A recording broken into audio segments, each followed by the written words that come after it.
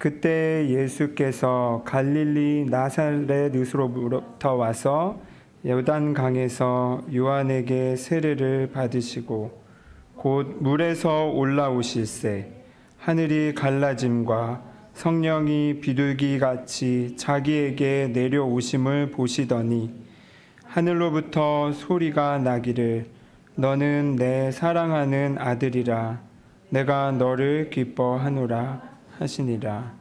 아멘. 들꽃 피는 학교라는 책이 있어요. 우리 교단에 속해 있는 김현수 목사님이라는 분이시고요. 그 책을 아주 참 재밌는 책이에요. 이 김현수 목사님은 원래 노동자들을 위한 선교에 이제 내 삶을 이제 다하겠다 하고 노동자들, 왜냐면 여기 80년대, 7, 80년대 때는 노동자들이 이렇게 너무 열악하고 부당한 대우를 좀 대놓고 많이 받았던 시기가 였기도 했고, 그래서 노동자들을 위한 내가 선교를 해야겠다 하고 이제 교회를 개척했는데 그냥 이름도 안산 노동교회 이렇게 지으셨다고 해요. 그리고 이제 교회 목회를 시작했는데 노동자들보다도 자꾸 그 거리의 청소년들이 이제 집에도 학교에도 안착을 못하고 이제 거리에 돌아다니던 그 당시 첫 대면했던 학생들 12살, 13살 여학생들이래. 초등학생이죠. 그냥 교회에서 이제 이렇게 막 들락날락 하더래요. 그래서 밥 먹여서 이제 내보내고. 근데 그럴수록 오히려 아이들을 더 끌고 오고, 그래서 그냥 거의 여기가 이제 참새 방앗간이 돼가지고 그 동네에 집 거리의 청소년들이 자꾸 이 교회에 자꾸 와가지고 자고 막 똥도 싸고 가고 기도실에다가 이제 목사님 뒷목 잡는 일들이 자꾸 생기는 거예요. 그래서 아무리 이제 말을 하고 뭐 집에 돌려보내려고 노력하고 집에 못 가는 갈 수 없는 아이들은 이제 연계 기관에 막 하고 해도 이 어떻게 할 수가 없어가지고 오히려 아이들이 더 갈수록 불어나서 마음을 고쳐먹고 교회 작은 승합차에 얘네들을 다 태우고 그냥 막 전국 여행을 다니고, 그래서 갑자기 노동자를 위한 선교가 아니라 계획에도 없는 거리의 청소년들 선교를 하시게 됐어요. 그리고 이게 이제 이 목사님의 지금까지 평생의 사역이 되셨어요. 그 뒤로는 이제 대안학교도 하시고 또 홈스쿨링, 대안가정으로 그 대안가정의 부모 역할을 할 분들과 연계해서 이 아이들을 이렇게 몇 명씩 그 가정에서 직접 먹고 살 수 있는 그런 홈스쿨링 사업도 하시고, 또 지금은 해외와도 연결해서 들꽃 청소년 세상이라는 단체의 또 대표로 하고 계세요. 근데 이분의 그 책 내용 중에 되게 저한테 인상 깊은 내용이 있었어요. 뭐였냐면 이 청소년들을 그러니까 말도 안 듣죠, 진짜. 진짜 말도 안 듣는 얘네들을 데리고 그래도 좋은 일을 하려고 장애 아동들이 이제 살고 있는 그 복지 시설에 가서 봉사 활동을 하러 갔어요. 정말 좋은 취지의 이제 기획이죠.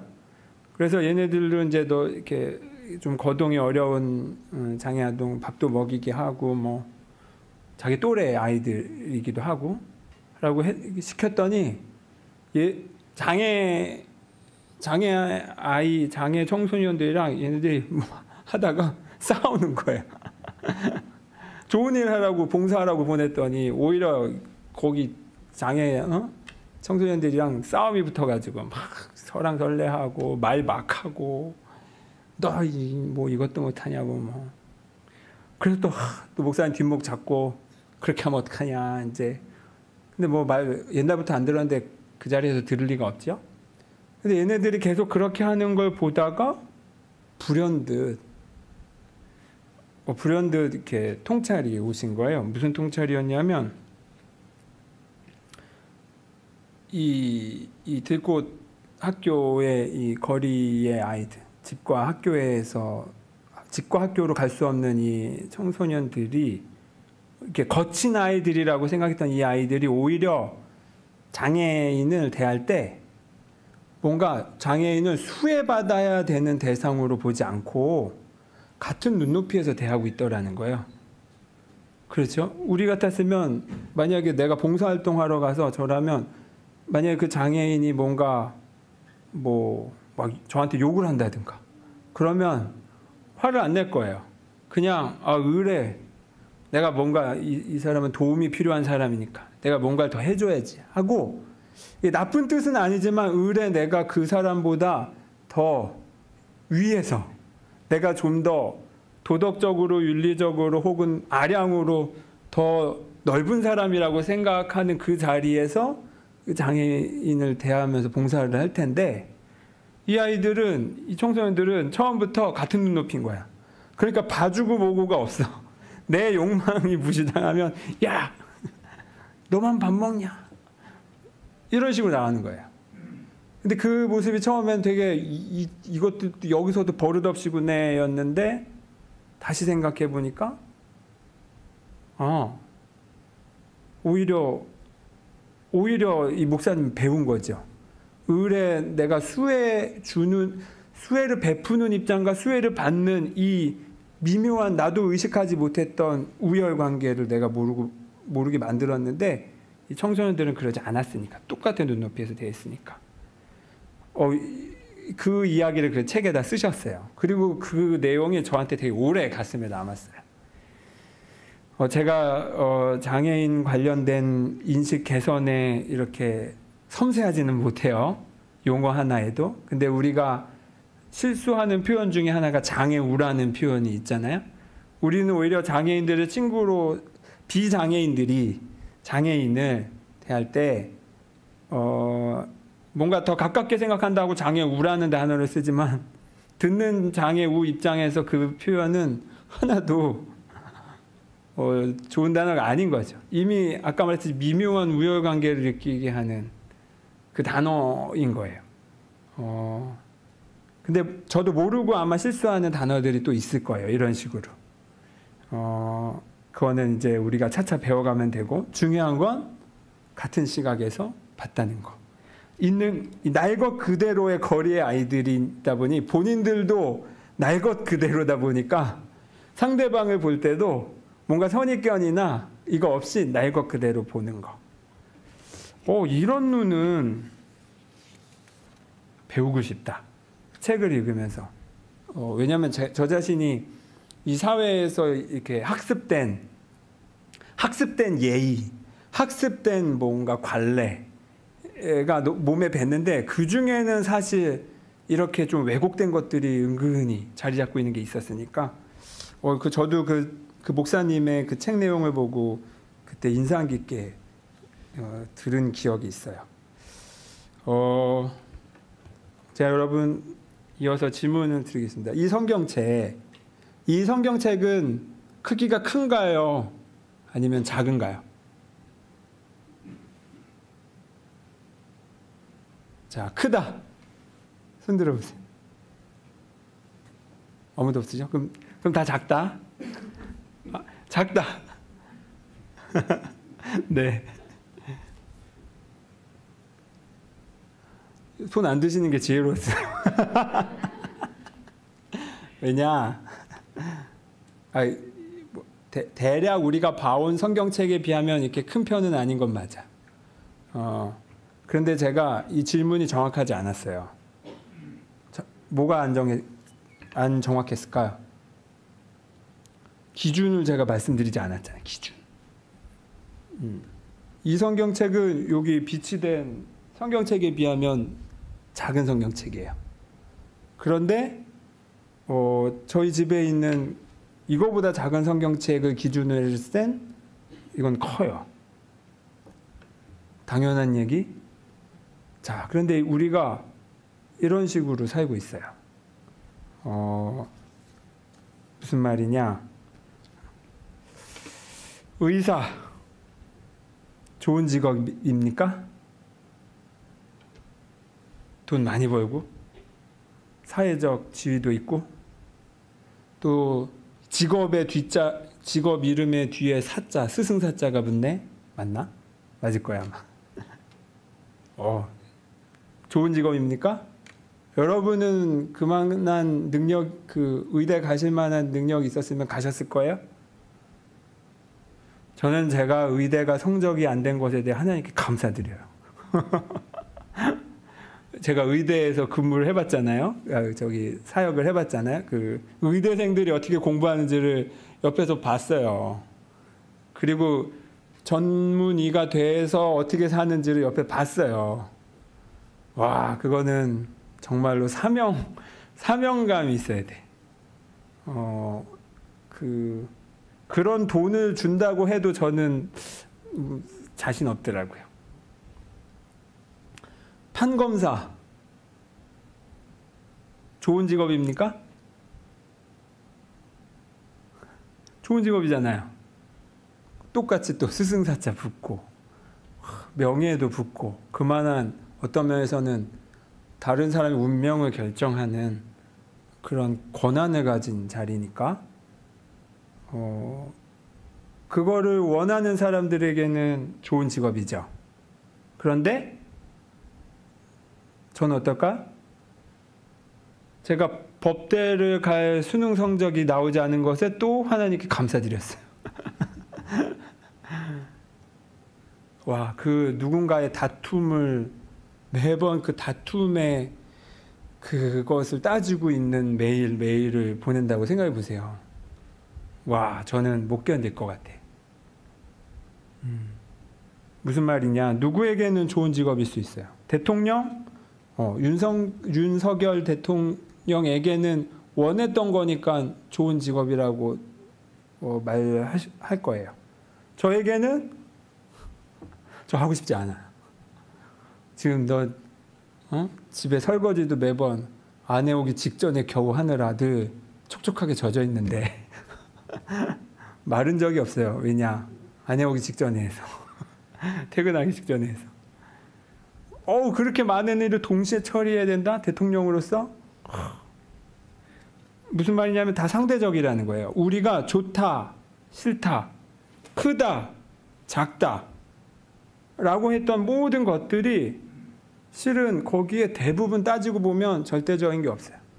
근데 우리에게 대체로 직업과 관련해서는 우리가 그동안 전쟁 후에 정말로 먹고 살기 어려운 때가 있었기 때문에 무슨 일이든 안정적인 직업을 갖는 것이 중요한 때였었죠.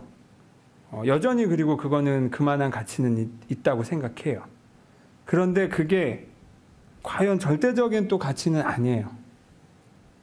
저 같은 사람이 어디 돈 버는 데 간다. 돈 버는 회사에 취직했다. 저는 정말 그 회사에 미안해요. 제가 잘 능력이 없거든요. 다 자기 그릇이 있었구나. 여기 와 있는 건 다 제가 많은 거를 못하는 이유는 이거 하라고 해서 와 있는 거기도 해요. 여러분은 목사 되시겠습니까? 좋아 보이세요? 다 기준마다 다르겠죠?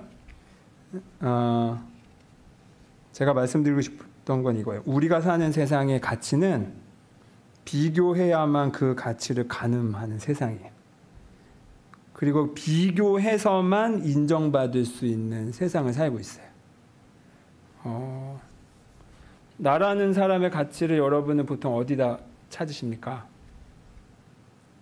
저는 고등학교 때, 대학 졸업하고 나서도 한참 동안은 수능 성적이었어요. 아주 은근히. 제가 예를 들면 무슨 번듯한 직업이 없을 때도 그래도 나는 수능 성적 몇 점 맞은 사람. 이거 붙잡고 있었어요. 왜냐하면 그런 세상에서 경쟁하면서 컸으니까. 또 누군가는 내 통장에 월마다 찍히는 월급이 얼마, 내 수입이 얼마가 내 존재 가치의 기준이 될 수도 있죠. 그런데 이것은 다 비교해서 그런 거죠. 비교해서.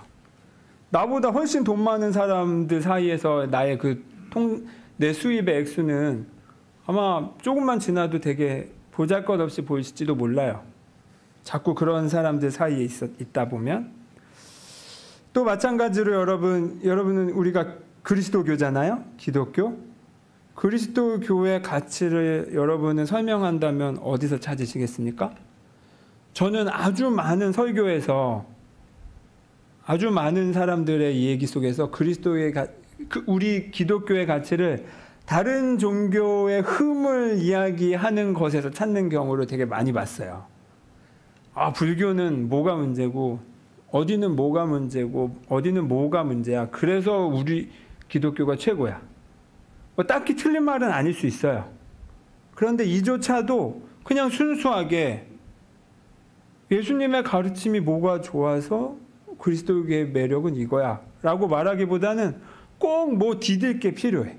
꼭 뭐 대조하고 비교해서 더 나아 라는 방식으로 설명하지 않으면 있는 그대로 내 것을 설명하는 방법을 우리가 어쩌면 모르는 게 익숙해져 있는데 그렇게 살아왔는지도 몰라요. 이거는 한번 여러분 꼭 되짚어 보세요. 내가 무언가의 가치를 표현할 때 비교해서 그 가치를 증명하려고 하는지, 아니면 그냥 있는 그대로 그게 정말 순수해서 이야기를 할 수 있는지. 상대적인 가치는 여러분 아까 말했듯이 이 성경책, 이거보다 더 큰 성경책이 나타나면 바로 그 가치는 떨어져요. 영원하지 않다는 얘기예요. 그런데 여러분 자신의 가치는 어디에서 찾으시겠습니까? 남과 비교해서 찾으시겠습니까? 상대적인 값에서 찾으시겠습니까? 그래서 하나님께서 우리에게 우리의 가치를 이제 짚어주신 게 오늘 말씀입니다. 오늘 읽은 마가복음의 내용은 예수님께서 예수님 당신이 누구이고 어떤 가치인지를 명백하게 드러내는 첫 순간이에요. 예수님도 이 땅에 육체를 입고 오셨잖아요. 사람으로 오셨어요. 그 예수님이 본인의 가치, 나 누구야?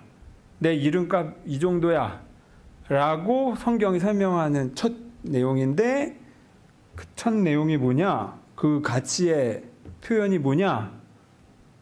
누구누구 짠! 10절에 하늘이 갈라짐과 성령이 비둘기같이 자기에게 내려오심을 보시더니 하늘로부터 소리가 나기를 너는 내 사랑하는 아들이라 내가 너를 기뻐하노라. 예수님께서 그 요단강가에 가서 세례자 요한에게 이렇게 세례를 받으셨어요. 그 당시 세례는 물속에 풍덩 들어갔다 나오는 거니까, 풍덩 들어갔다 나오더니 예수님이 보시기에 예수님 관점이에요. 예수님이 물에서 딱 나왔는데 하늘이 갈라지면서 뭔가 비둘기 같은 느낌의 성령이라고 이름 붙일 만한 그 어떤 존재가 내려오면서 사운드까지 들려요. 비주얼도 보이고 사운드도 들려요. 근데 이 사운드는 뭐냐? 너는 내가 사랑하는 아들이다. 내가 너를 기뻐한다. 요거 약간 그 원문을 보면 내가 너 안에서 기뻐한다 이렇게 표현돼 있어요. 너 안에서 내가 기뻐하고 있어.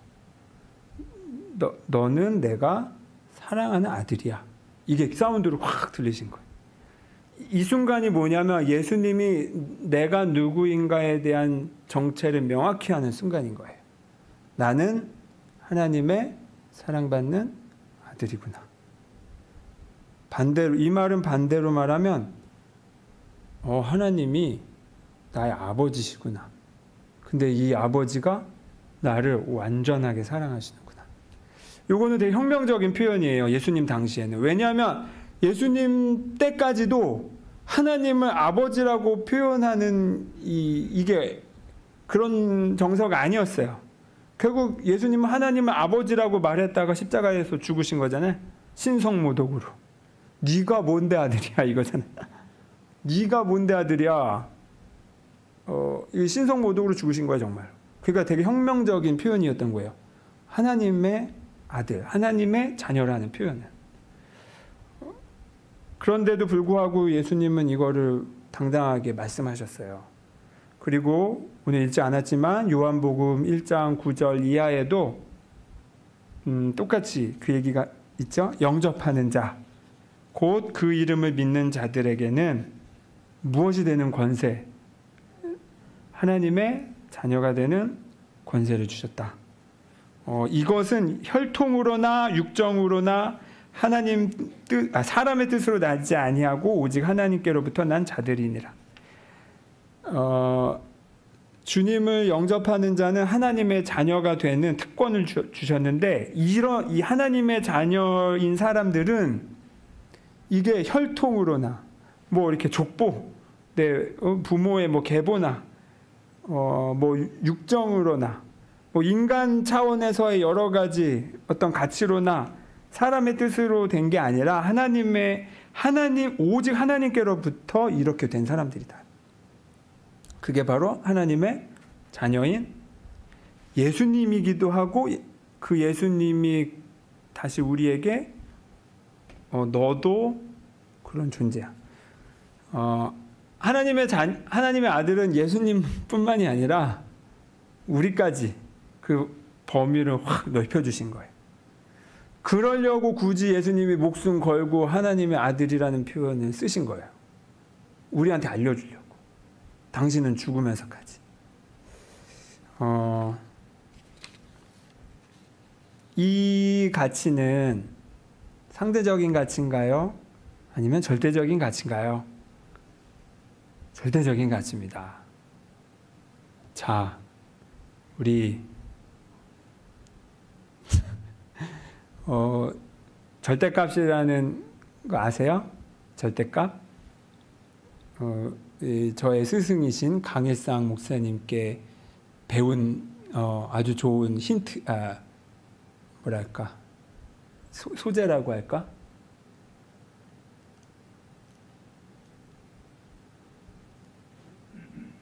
절대값, 이거 수학 기호예요, 수학.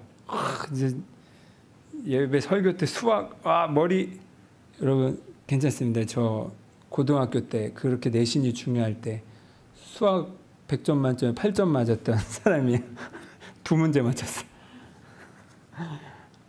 아버님께 성적표를 내밀었더니 웃으시고 마시더라고. 하도 기가 막혀서.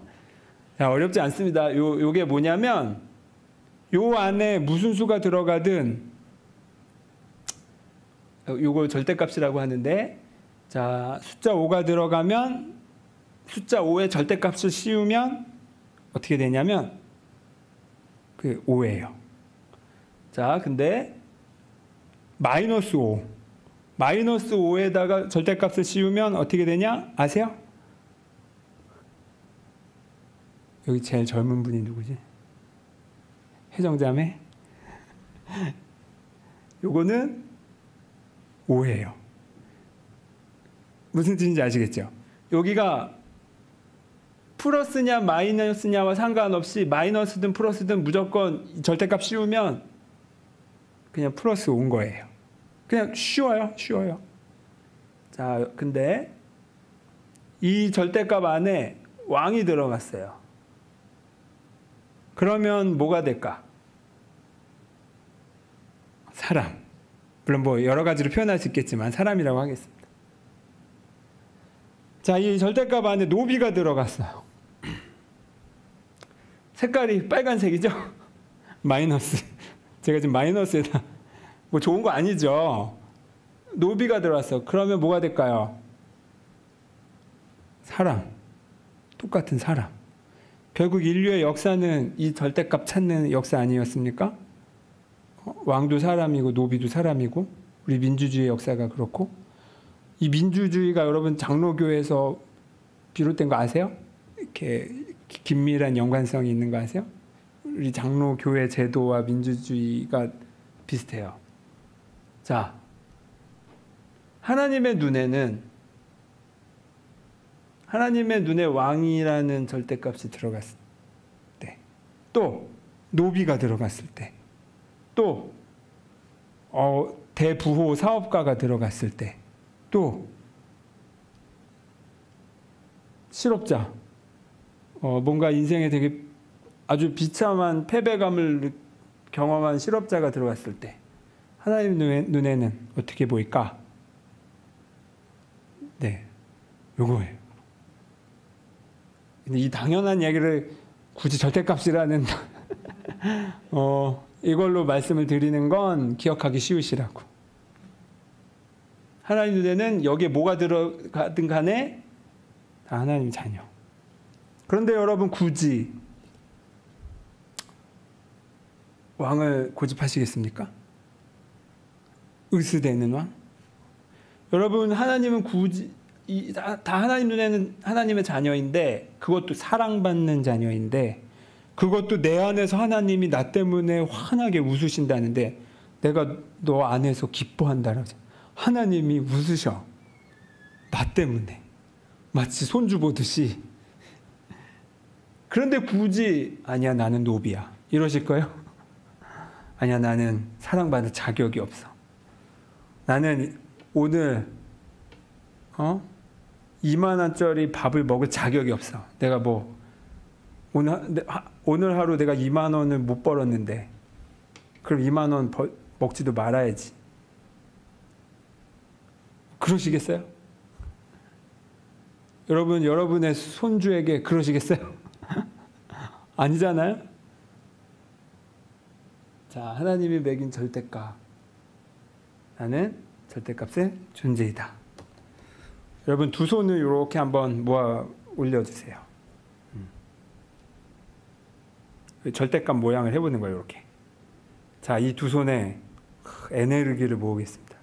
이 안에 들어가는 모든 간에 다 절대값. 어떤 절대값이냐? 사랑의 절대값이 돼버릴 거예요.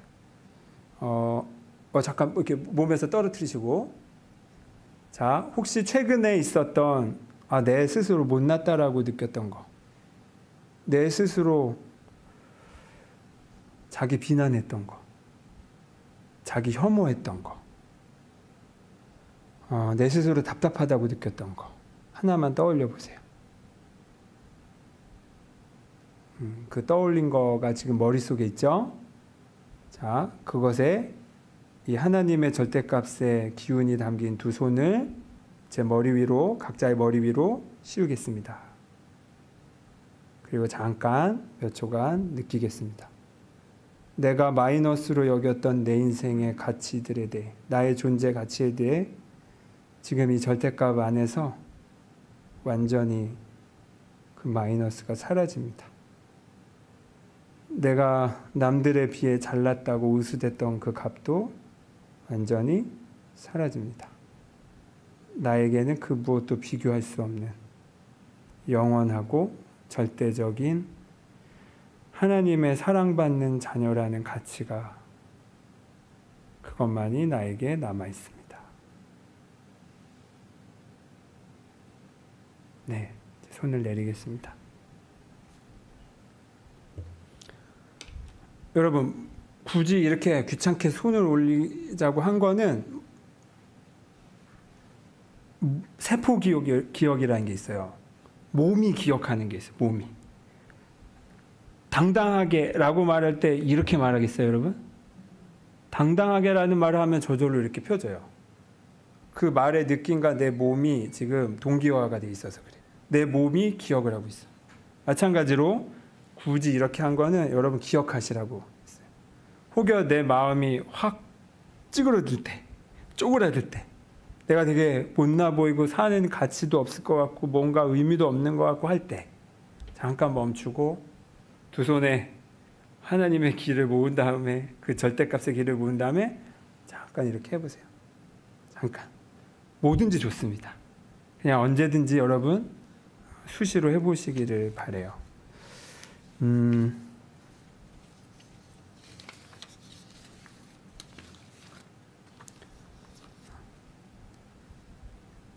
하나님의 자녀는 제가 첫 시간부터 주구장창 말씀드리고 있죠. 네, 앞으로 또 더 주구장창 말씀드릴 거예요. 왜냐하면 이 내용은 지루한 내용이 아니니까. 이 내용은 그렇게 살 때까지 내 마음에 계속 울려야 할 가치가 있는 내용이니까. 그리고 수시로 나도 모르게 치고 올라오는 자기 비난의 목소리에 브레이크를 걸고 뻔뻔하게 절대값을 씌워서 나의 죄의 속성을 이해하는 거는 중요하나 죄인으로 남아있을 건 아니에요, 여러분. 왜? 죄인에서 하나님의 자녀가 된 게 중요한 거지, 죄인으로 남아있는 게 중요한 게 아니에요. 죄인의 그 죄책감이 남아있을 때도 씌우시고, 또 누군가를 막 비난하고 싶을 때는 그때도 실은 저 깊은 곳에는 내 삶도 불만족스러울 때가 많기 때문에 그때도 씌우시고, 그냥 수시로 이 절대값을 씌우며 사시기 바랍니다. 기도하겠습니다. 하나님, 이렇게 우리가 마음에 새기고 돌아가도 나도 모르게 이제 경쟁하면서 살아야 되는 세상에서 상대적인 가치를 추구합니다. 네, 하나님, 추구할 수밖에 없습니다. 우리는 시험도 봐야 되고 또 취직도 해야 되고, 남들이 떨어지는 대신 내 자신이 살아남아야 되는 세상에 여전히 그 한 명으로 살아갈 수밖에 없습니다. 그 상대적인 가치 속에서 여전히 평가받지만, 그리고 나도 누군가를 그렇게 평가해야 되는 자리에 있을지도 모르지만, 그럼에도 불구하고 그때에도 내 절대값의 그 가치를 잊지 않게 하옵소서. 그리고 누군가를 봐줄 때도 그의 겉모습 넘어서, 그의 못난 모습 넘어서, 그의 우월되는 모습 너머에서 하나님이 그를 어떻게 바라보시는지 우리도 기억하게 하옵소서. 그래서 이 절대값의 삶으로 매 순간순간 돌아와서 그렇게 하나님의 눈으로 서로를 바라보며 살게 하옵소서. 예수 그리스도의 이름으로 기도드립니다. 아멘.